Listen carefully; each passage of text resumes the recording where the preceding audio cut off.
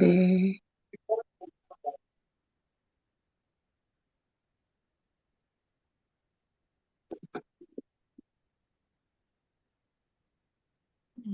오늘은 도덕적 상해에 대한 이야기인데, 이 책도 트라우마 힐링 그 책에 나온 챕터 7장에 나온 내용이에요. 그래서 오늘은 특별히 아까 이야기한 것처럼 도덕적 상해가 무엇이고, 어떻게 이 아픔을 당한 사람들이 치유할 수 있는지 거기에 그거를 한번 나눠보려고 합니다. 여기 질문이 하나 있는데, 왜 단순한 트라우마 치유 방식만으로는 마음에 생긴 영혼의 깊은 상처를 만질 수 없는가? 사실 이제 도덕적 상해와 트라우마를 동일시할 수도 있는데 정확하게 동일한 건 아니에요. 그래서 이렇게 우리가 상처가 다르면 치유 방법이 다른 것처럼 트라우마 힐링하고 도덕적 상해도 이 두 상처가 그 뇌를 자극하는 부위하고 자극하는 신경계가 다르기 때문에 이 치료하는 방식이 조금 약간 다릅니다. 그런데 어떤 사람들은 이 도덕적 상해의 일이 일어났을 때 트라우마도 함께 경험하는 사람도 많이 있습니다. 예. 이두 가지 이야기가 나와요. 첫 번째 이야기는 군인의 이야기예요. 그 조의 이야기인데 제가 한번 이야기를 읽어드리겠습니다. 조는 특수부대 위험 지역을 순찰 중이었다. 한 소년이 손을 흔들며 멀리서 다가오고 있었다. 멈춰! 조는 소리쳤다. 멈추지 않으면 쏜다. 소녀는 무언가 손에 들고 계속 다가왔다. 조는 시간이 멈춘 것 같았다. 총을 쏘아야 한다고 배웠고 또 생각했다. 멈춰! 조는 본능적으로 훈련받은 대로 총을 발사했다. 소녀는 쓰러졌고 손에는 빵 봉지가 들려 있었다. 이 장면은 2년이 지난 지금도 조의 마음에 깊이 남았다. 그는 죄책감과 수치심으로 괴로웠다. 죄 없는 사람을 죽인 것에 대한 죄책감으로 자신이 끔찍한 사람이라고 믿었다. 그는 친구와 가족들에게서 멀어졌다. 하나님도 그를 용서하지 않을 거라 생각했다. 조의 아들은 13살이 되었다. 폴을 너무 사랑했지만 아들 폴을 볼 때 그 고통을 느꼈다. 그는 점점 폴에게 멀어지는 것을 느꼈다. 그는 죄책감과 수치심의 감옥에서 살고 있었다.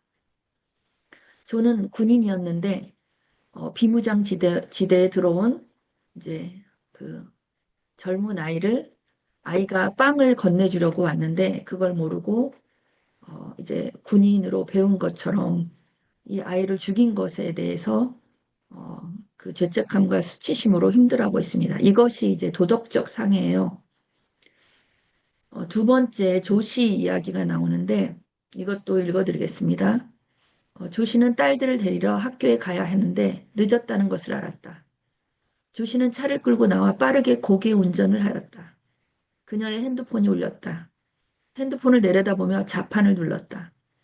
조씨는 자신의 오른편에 있던 자전거를 보지 못했다. 그녀가 핸드폰을 잠시 내려다볼 때 자전거를 쳤고 사람은 날아올랐다. 조씨는 그가 죽었다는 사실을 깨달았다. 시간이 멈춘 듯 조씨는 얼어붙었다. 잠시 후 경찰이 와서 남자의 몸에 하얀 시트를 덮었다. 조씨는 눈물을 흘리며 경찰에게 사실을 고했다. 조씨는 자주 울었고 제대로 잠을 자거나 음식을 먹지 못했다. 자신을 용서할 수 없었고 하나님도 자신을 용서할 수 없을 것이라고 생각했다. 조씨는 더 이상 직장을 다닐 수 없었고 가족들과의 시간도 피했다. 법원 날짜가 다가오고 있었다. 우리는 조씨를 어떻게 도울 수 있을까요? 우리가 이거에 대해서 계속 이야기를 나눠보겠습니다. 음, 자, 그럼 도덕적 상해가 무엇인지 어, 여기 세 가지로 도덕적 상해에 대해서 이렇게 예를 해놨는데 첫째는 도덕적 신념이 훼손되는 그런 사건이에요. 여기 보면 자신이 옳고 선하다고 믿는 가치에 직접적으로 반하는 행동을 본인 스스로 저질렀을 때 연문에 가해지는 깊은 내면의 상처입니다. 그래서 군인 조와 그 엄마 조 씨는 사람을 죽였죠. 자신의 실수로. 그래서 자신이 살인자라는 생각 속에서 힘든 삶을 살고 있어요. 이것이 이제 도덕적 상해이죠. 또 두 번째로는 그 악행의 묵인과 방조. 그러니까 누군가 잘못됐거나 파괴적인 행동을 하는 것을 보았는데 그것을 묵인하고 자기가 도와주지 못한 거예요. 어떤 두려움이나 상황적인 제약 때문에 그걸 제지하지 못한 거죠. 그러나 이제 그것이 자신의 양심이 그걸 계속 잘못했다고 지적하는 거예요. 그래서 죄책감을 주고 수치심을 주는 거죠. 이것이 도덕적 상해입니다. 또, 또 하나 얘는 공동체 배신과 해악. 그러니까 내가 신뢰하고 소속돼 있던 어떤 공동체가 불의한 행동을 했는데, 어, 그거를 내가 저지하지 못한 거예요. 어떤 자기의 신변의 두려움 때문에. 그러니까 이럴 때, 이제 자신이 아무것도 할 수 없었다는 그런 죄책감, 이제 그런 것이 이제 도덕적인 상해가 되는 거죠. 그래서 사실 도덕적인 상해의 깊은 본질은 수치심과 죄책감이에요. 그것이 핵심이에요. 그래서 여기 보면 그 트라우마와 도덕적 상해에 대한 비교 분석이 나왔는데 아까도 이야기한 것처럼 트라우마하고 도덕적 상해는 약간 달라요. 여기 트라우마를 보면 이제 어떻게 트라우마는 발생하냐면 그 신변의 위험, 재해, 어떤 외부적인 자극 요인, 그러니까 예를 들어서 뭐 전쟁이 일어났거나 그러니까 자연재해, 뭐 지진이 일어났거나 이런 분들 트라우마가 생기잖아요. 그러니까 자기 신변의 위험을 느낄 때 트라우마가 생깁니다. 그래서 트라우마의 핵심 감정은 뭐냐면 굉장히 극심한 공포, 그 공황이 올 수 있고 그 생존에 대한 무기력을 느낄 때입니다. 음. 어, 그래서 이 트라우마에서는 내가 안전하지 않다는 것을 느끼는 거예요. 그러니까 생존의 위험, 그것이 그 초점 영역이고요. 그러면 어떻게 트라우마를 그 치유할 수 있는가? 그 트라우마를 겪은 사람은 어떤 불안한 상태를 극심하게 겪었기 때문에 안전한 상태에 있는데도 계속 몸이 불안하다고 느끼는 거예요. 나는 지금 안전하지 않아. 내 신경계가 잘못된 거예요. 그래서 이것이 이제 치료의 핵심이에요. 그래서 계속적으로 상담을 할 때도 너는 지금 안전해. 그 위험하지 않아. 이것을 계속 이야기하고 그걸 느끼게 함으로써 치유하는 거예요. 근데 도덕적 상해는 약간 달라요. 도덕적 상해는 아까도 이야기한 것처럼 어떻게 생기냐면 자신의 가치관과 실제 경험 사이에 어떤 내부적인 충돌이 일어났을 때예요. 그렇게 어, 자신의 실수로 살인을 했지만 그것이 나는 살인자야. 나는 나쁜 사람이야. 나는 용서받을 수 없어. 이런 생각들이 계속 그 충돌하는 거예요. 자신의 가치관과. 그리고 여기 핵심 감정은 깊은 죄책감과 수치심. 이 사람은 아까 트라우마에서는 나는 그 안전성에 대한 문제였는데 이 사람은 나는 악한 자라는 거예요. 나는 용서받을 수 없는 나는 악한 자야. 이것이 이제 그 초점 영역이고요. 이런 사람은 어떻게 치료를 받아야 되냐면 어, 먼저 이거를 고백하는 거예요. 저희가 지난 시간에 그 힘든 일을 겪은 사람한테 세 가지 질문 하라는 거 기억나시죠? 당신에게 무슨 일이 있었습니까? 그때 어떤 감정을 느꼈습니까? 당신을 가장 힘들게 하는 것은 무엇입니까? 이 세 가지 질문을 통해서 그 사람이 그 사건을 객관적으로 바라보고 고백하게 하는 거라고 했어요. 여기서도 동일하게 고백하고 또 그 사건을 많이 슬퍼해야 돼요. 힘든 사건, 애도 작업이죠. 그리고 자신을 용서할 수 있어야 돼요. 그러니까 나의 그 실수로 잘못한 거 자신도 용서하고 또 그럼으로 인해서 도덕적으로 무너진 그런 가치관을 다시 새롭게 세우는 거거든요. 그러니까 이렇게 이제 도덕적으로 도덕적 상해에 대해서 그 치료를 받는 거예요. 이해가 되시죠?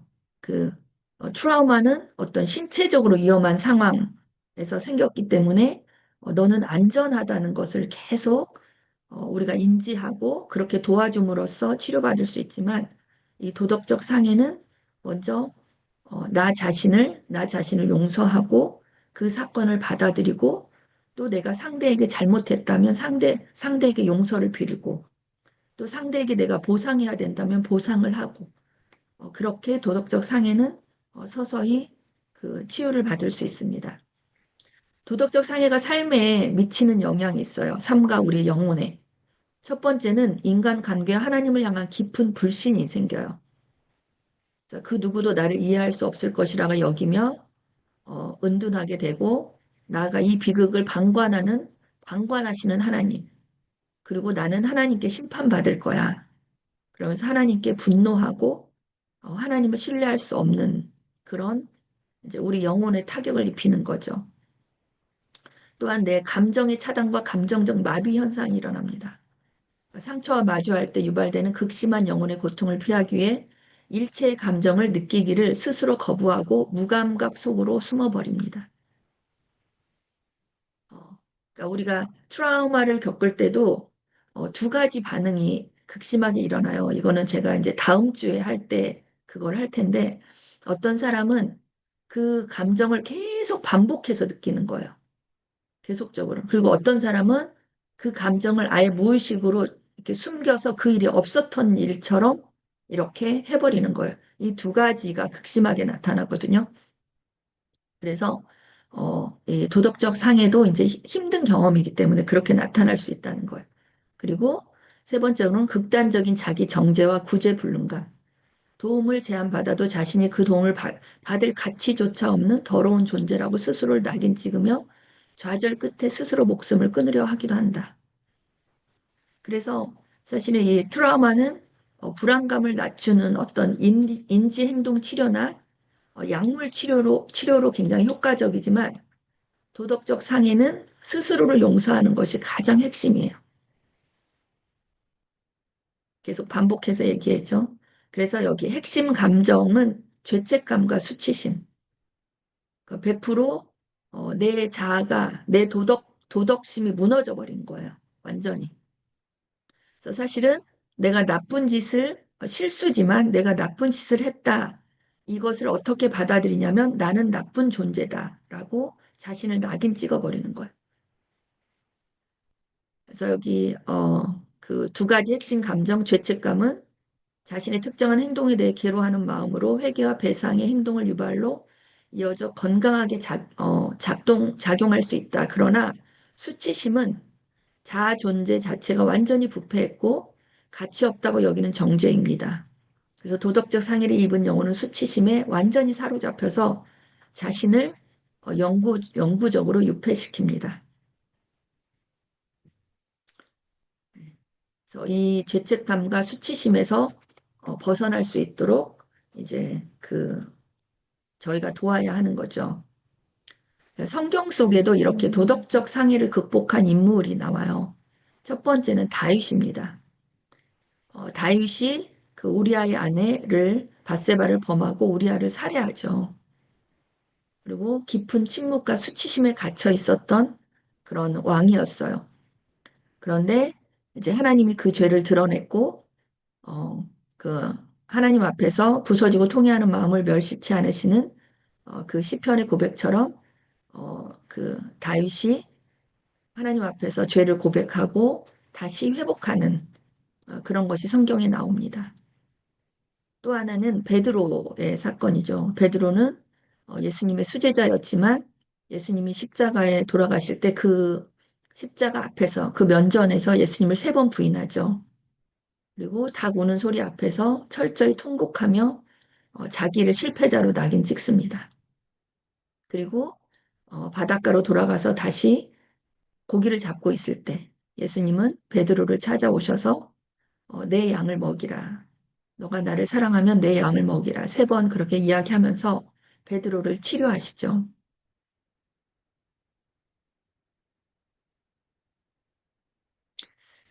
그러면 이렇게 도덕적 상해를 입은 사람들에게 어떻게 우리가 기독교적으로 이들을 돌볼 것인가? 첫째는 비판 없는 안전한 자백입니다.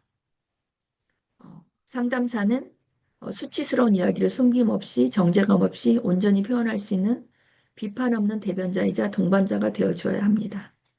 네. 비판 없이 그 이야기를 솔직하게 했을 때 들어주고 공감해주고 특별히 그 세 가지 질문, 우리가 배운 그 세 가지 질문을 통해서 솔직하게 자신의 이야기를 그 마음속에 숨겨두는 것이 아니라 그걸 털어낼 수 있도록 도와주는 거죠. 그리고 두 번째는 은혜와 수용의 용서입니다. 그 도덕적 상해를 입힌 사람이 십자가의 보혈을 가슴에 받아들이고 가해자가 아닌 자신을 묶은 사슬을 끊기 위해서 점진적으로 자기 용서 프로세스를 할 수 있도록 도와주는 거죠. 그리고 세 번째로 속죄와 이타적인 재건. 가능하다면 정직한 사과와 배상을 실천하고 상대방에게 이게 가능하다면 배상을 하는 것이 좋죠. 그 고통을 통과하여 타인을 돕는 회복력 있는 삶의 사명으로 영혼을 재건해 갑니다. 그래서 계속적으로 이야기하지만 도덕적 상해는 자기 스스로를 용서하고 그 공동체 안에서 이해받고 수용받고 그, 그 신뢰와 회복으로 그 영적으로 또 그 치유 과정을 거칠 수 있도록 그렇게 돕는 거죠. 상처는 하나님의 은혜 안에서 누군가를 비추는 빛이 되는 별이 될 수 있습니다. 네, 우리의 상처는 그냥 상처로 남아있는 것이 아니라 하나님이 우리를 상처 입은 치유자로 부르신 것처럼 우리의 상처는 누군가를 또 고치는 누군가를 회복할 수 있게 돕는 별이 될 수 있다는 거예요. 여기 시편 34편 18절 말씀이 있는데 여호와는 마음이 상한 자를 가까이 하시고 중심으로 통회하는 자를 구원하시는도다. 그래서 하나님 앞에서 우리가 고백하고 또 십자가 앞으로 그 문제를 들고 나왔을 때 주님의 보혈로 해결받을 수 있는 거죠. 그래서 우리는 크리스찬이기 때문에 정말 그 더 우리에게 큰 그 힐링의 그 프로세스가 있죠. 십자가 앞으로 가지고 나가는 것. 처음 질문했을 때 처음 이 질문을 했어요. 도덕적 상해, 왜 단순한 트라우마 치유 방식으로만 마음에 생긴 영혼의 깊은 상처를 만질 수 없을까? 이야기한 것처럼 상처의 종류가 다르면 약과 처방도 달라야 합니다. 그래서 다시 한번 요약해서 이야기하면 트라우마 치료의 원리는 트라우마는 아까 신변에 대한 그런 그 안전하지 못한 그런 것을 당했을 때 트라우마가 생기는 거예요. 그래서 계속적으로 불안해하는 거죠. 그래서 계속적으로 이 트라우마를 경험한 사람들은 그 사건을 이야기하면서 지금은 안전하다는 것을 얘기해 주는 거예요. 그래서 우리의 그 신경계가 잘못 작동하는 거예요. 계속 너는 위험해, 너는 위험해, 너는 위험해라고 계속 우리 몸에 말하는 거죠. 그래서 그것을 우리가 계속 안전하다고 이야기를 해주면서 트라우마는 조금씩 조금씩 치유가 되는 거죠. 그러나 도덕적 상해는 안전하지 않아서 고통스러운 게 아니에요. 그 안전한 상황에 있지만 계속적으로 자기의 그 죄책감과 수치심 때문에 고통스러운 거예요. 그래서 어, 도덕적인 이런 상해는 나는 용서받을 수 없어. 나는 괴물 같은 사람이야. 이렇게 자신에게 계속 말하는 거죠. 그래서 이 도덕적 상해의 핵심 치료는 아까 죄책감과 수치심이라고 해서 그것을 마주하게 하는 거예요. 그리고 어, 그 죄책감을 덜어내게 하고 그것이 어, 내가 일부러 그렇게 한 건 아니잖아요. 그러니까 조와 조시의 이야기를 들으면 실수로 하였고 또 하나님 앞에서 우리 인간은 연약한 존재이죠. 그리고 우리의 한계를 받아들이고 어, 그런 자신의 이야기를 솔직하게 다 누군가 앞에서 드러내고 또 주님의 십자가 앞으로 가져가서 죄 고백을 하고 또 상대에게 보상을 할 수 있다면 보상을 하고 용서를 빌고 그렇게 도덕적 상해를 어, 조금씩 치유해 가는 것입니다. 그래서 사실은 우리가 힐링 디사이플십인데 우리는 그렇게 안전한 공동체가 되어주는 사람들이 되어야 하는 거죠. 그렇게 준비돼야 하는 거죠, 저희들이. 네. 여러분은 상한 갈대를 꺾지 않으시는 주님의 온전한 도구가 되시기를 바랍니다. 질문과 토의, 저희가 이거 끄고 하겠습니다.